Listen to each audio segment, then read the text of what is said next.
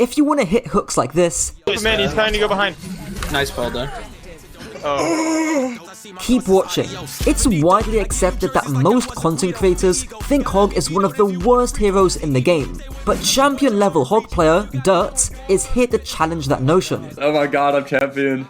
And before I get any comments talking about 6, Higher than 6. Besides, I don't see 6 winning FaZe League anyways. So let's see how Dirt tears apart pro player Infected, who's unfortunately been featured in 2 previous videos alongside the cringe Lord Warren. One of the reasons as to why Hog is seen as a terrible hero is because of his counters. For instance, Hazard can be an issue since Hog's damage gets halved into his armor, but Hazard can still deal full damage to Hog. He can also just leap around the Hog to take duels, and his ultimate is generally more threatening. Not to mention, Ana is obviously a counter due to the nade, and if I go through every single Hog counter, you'll probably click off this video. However, one of Hog's biggest advantages is his ability to zone and or punish enemies entirely. Don't get me wrong, Hazard is pretty decent at zoning. I even talked about this in my Hardy video, but Hog is on a different level. Characters like Ana are forced to play miles away from their own team just to avoid you, and if you dare enter Hog's vicinity, you're probably gonna get one-shots. At least with Hazard, you've got time to react to his leap and his one-shot combo. Against a Hog like Dirt, that's not really the case. Speaking of that though, I need to talk about the elephant in the room, your one-shots. Now, I'm not gonna waste your time with the basics, all of you watching know the combo already, and if you don't, you might be more mentally challenged than 5-year foreign. Players often think that in order to hit hooks, it's just about mechanical skill.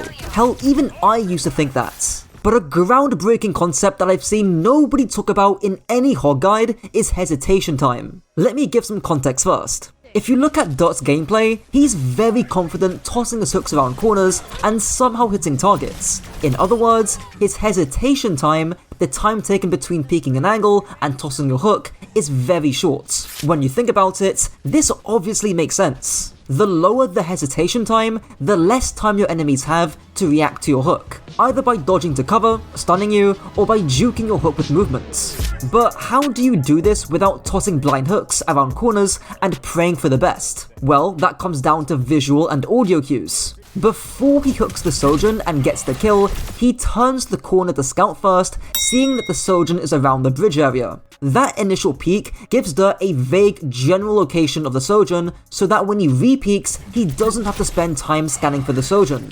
Again, look at this Kiriko. He initially forces out her TP, so when he drops, he basically gets a max range hook with barely any hesitation. Facing the Kiriko one more time, he notices the healing of Fuda, so he drops, goes past the Hazard, and lands that all-important one-shot. This advice is so game-changing that when I saw Dirt doing this, I jumped into a quick play game on Havana with no warm-up.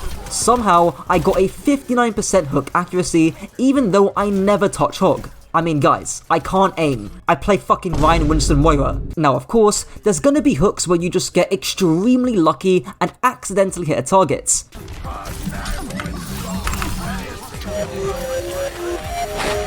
But, as all things are balanced, there's gonna be times where you get extremely unlucky. Are you kidding me? But one thing you can always do with your hooks is to turn. Way back in 2017, these were basically spin hooks to get the enemy closer to you. But now, the max degree of turn is limited to 70 degrees either side. Still though, this is plenty enough to drag people into your pick pen, or to drag people off the map, which Dirt did twice in an actual official game. They're trying to control this little pillar. Oh, oldest trick in the book. Oh, oldest trick in the book. NVM is down the...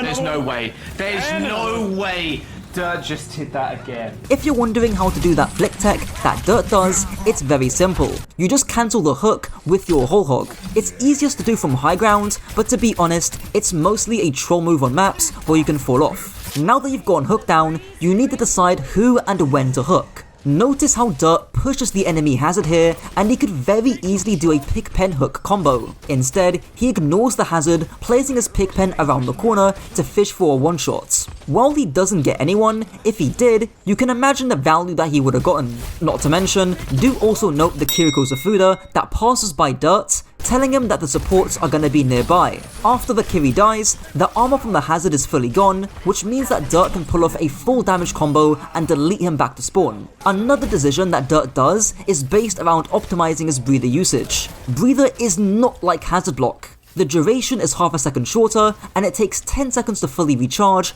instead of 5. The damage reduction is also notably less, but of course, you do get healed back up.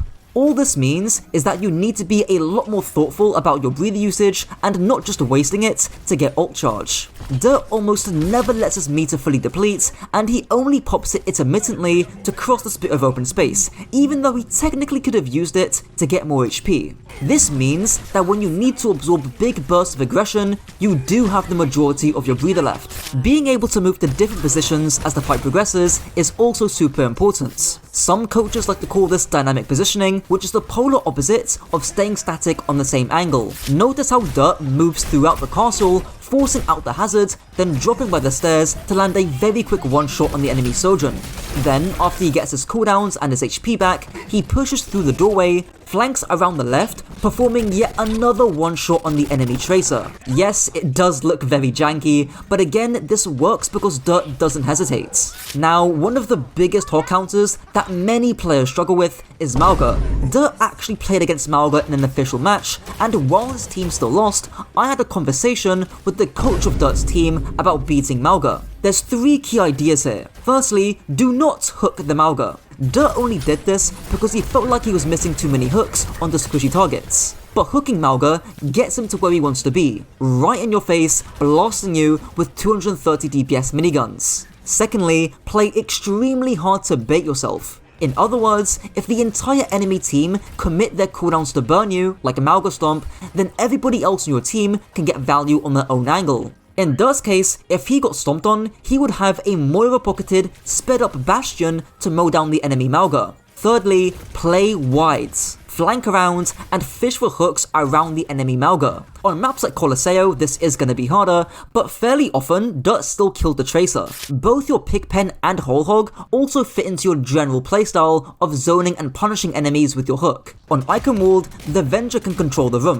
The Hog can then either control right next to the Venture, or swing wide and play the other side of the central pillar to do the exact same. As a result, it becomes time expensive for the enemy hazard to clear out all the angles, because no matter where Dirt plays, he's always controlling a lane and threatening it with his hook. Obviously, if you want to min-max your Pigpen, place it early around a corner. Because the cooldown of Pigpen starts the second you place it, you can effectively get 2 back-to-back one-shots by just replacing your Pigpen after the first one gets detonated.